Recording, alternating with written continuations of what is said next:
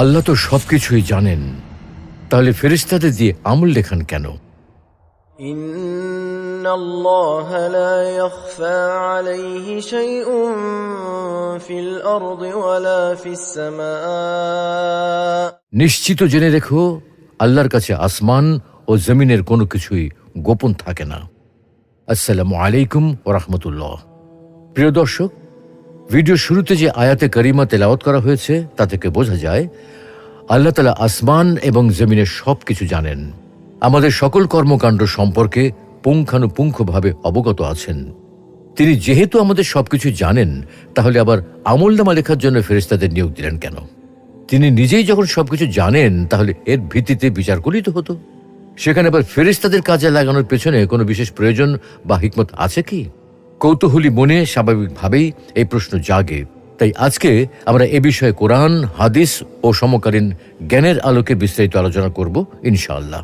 কিসের ভিত্তিতে মানুষের বিচার হবে? প্রিয় দর্শক, মানুষের আমলনামা লেখার জন্য ফেরেশতাদের নিয়োজিত থাকার প্রয়োজন আছে কি নেই, অথবা ফেরেশতাদের আমলনামা লেখার পেছনে কোনো প্রয়োজন বা বিশেষ হিকমত আছে কিনা তা জানার আগে প্রথমে জানতে হবে হাসরের মাঠে কিসের ভিত্তিতে আমাদের ভালো মন্দের সিদ্ধান্ত নেওয়া হবে।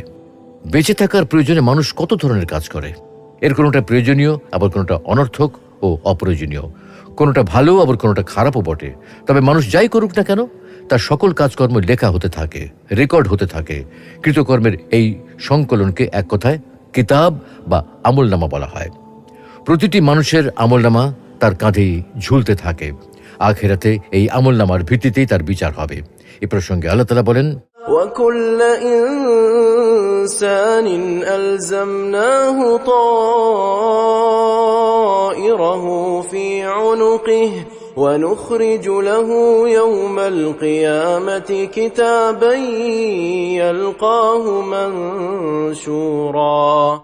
আমি প্রত্যেক লোকের কৃতকর্ম তার কাঁধেই ঝুলিয়ে রেখেছি, আর কিয়ামতের দিন তার জন্য আমি এক কিতাব আমলনামা বের করব, যাকে সে উন্মুক্ত অবস্থায় পাবে।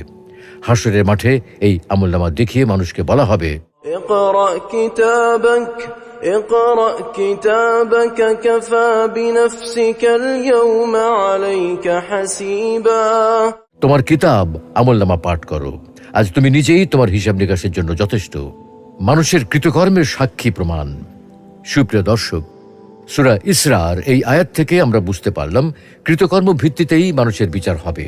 কিন্তু কথা হলো, মানুষের কৃতকর্মের কথা কিভাবে জানা যাবে? মানুষ কি নিজের অপকর্মের কোনো সাক্ষী প্রমাণ রাখে? জেনে বুঝে কেউ নিশ্চয়ই নিজের পাপাচারের প্রমাণ রাখতে চায় না। সবাই সবসময় প্রমাণ মুছে ফেলতে চায়। তাহলে হাসরের মাঠে মানুষের কৃতকর্মের সাক্ষী কিভাবে পাওয়া যাবে? কিভাবে প্রমাণ সংগ্রহ করা হবে? দুনিয়ার জীবনে মানুষের প্রতিটি কাজ, কথা, ওঠা বসা ও চলাফেরা সহ সব ভালো মন্দ কাজের 4টি সাক্ষী থাকে। মানুষ যেখানেই থাকুক, আলো আধার, জনসমাবেশ, কিন্তু লোকচক্ষুর অন্তরালে, দিনে রাতে, সকাল সন্ধ্যায় সব সময় এই 4টি সাক্ষীর আওতাভুক্ত।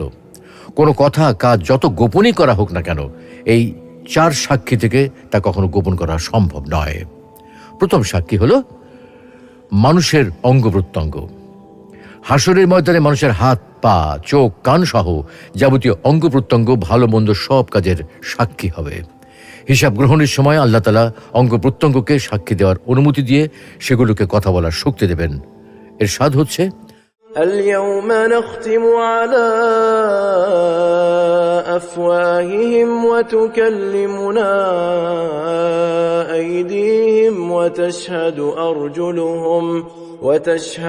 أرجلهم بما كانوا يكسبون।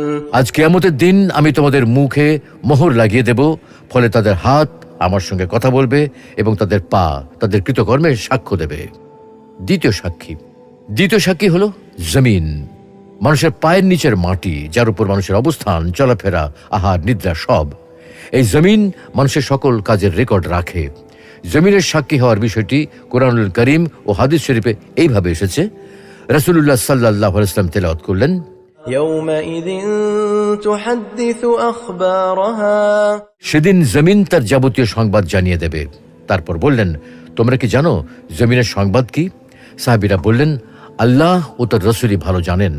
তখন রাসূল সাল্লাল্লাহু আলাইহি ওয়াসাল্লাম বললেন, জমিনের সংবাদ হলো প্রতিটি নারী পুরুষ জমিনে যা করেছে সে তার সাক্ষী দেবে। সে বলবে, অমুক বান্দা অমুক অমুক কাজ করেছে, অমুক দিনে করেছে। এটাই হলো তার সংবাদ। তৃতীয় সাক্ষী হলেন স্বয়ং আল্লাহ তাআলা। আলোচনার সুবিধার্থে আমরা এখানে আল্লাহ তাআলাকে তৃতীয় সাক্ষী হিসেবে উল্লেখ করেছি।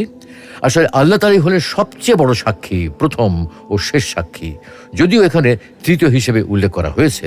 তিনি হলেন সর্বদ্রষ্টা, সর্বশ্রোতা, সর্বজ্ঞানী, যিনি অন্তরে কথাও জানেন, যার থেকে গোপন থাকে না আসমান জমিনের কোনো কিছু। পবিত্র কোরআনে আল্লাহ ইরশাদ করেছেন, الله الذي خلق 7 سماوات ومن الأرض مثلهن يتنزل الأمر بينهن لتعلموا أن الله على كل شيء قدير وأن الله قد أحاط بكل شيء علما। আল্লাহ 7 আসমান সৃষ্টি করেছেন এবং জমিনও সেই পরিমাণে সৃষ্টি করেছেন।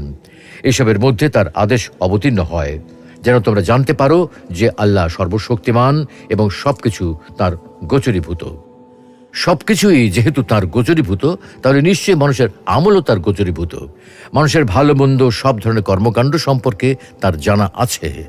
যেমন অন্য আয়াতে বিষয়টি আরও স্পষ্ট করে বলা হয়েছে, إن الله لا يخفى عليه شيء في الأرض ولا في السماء। নিশ্চিত জেনে রেখো, আল্লাহর কাছে আসমান ও জমিনের কোনো কিছুই গোপন থাকে না। আসলে আল্লাহর ইলম সবকিছুকে বেষ্টন করে আছে, তাই কোনো কিছুই তার অগোচরে থাকতে পারে না, বরং সূক্ষ্মাতি সূক্ষ্ম সবকিছু সম্পর্কে তিনি অবগত আছেন, চাই সেটা আসমান জমিন সম্পর্কিত কোনো বিষয় হোক অথবা মানুষের কোনো কর্মকাণ্ড হোক। চতুর্থ সাক্ষী, মানুষের যাবতীয় কাজকর্মের চতুর্থ সাক্ষী হলেন ফেরেশতাগণ। মানুষ ভালো বা মন্দ যাই করুক না কেন, ফেরেশতাগণ সেটা লিখে রাখেন। পবিত্র কোরআনে আল্লাহ ইরশাদ করেছেন, إذ يتلقى المتلقيان عن اليمين وعن الشمال قعيد ما يلفظ من قول إلا لديه رقيب عتيد। স্মরণ রেখো, দুজন লিপিবদ্ধকারী ফেরেশতা ডানে ও বামে বসে মানুষের আমল লিখছে। যে কথাই মানুষ উচ্চারণ করে তা সংরক্ষণের জন্য তার নিকট সদা তৎপর প্রহরী আছে।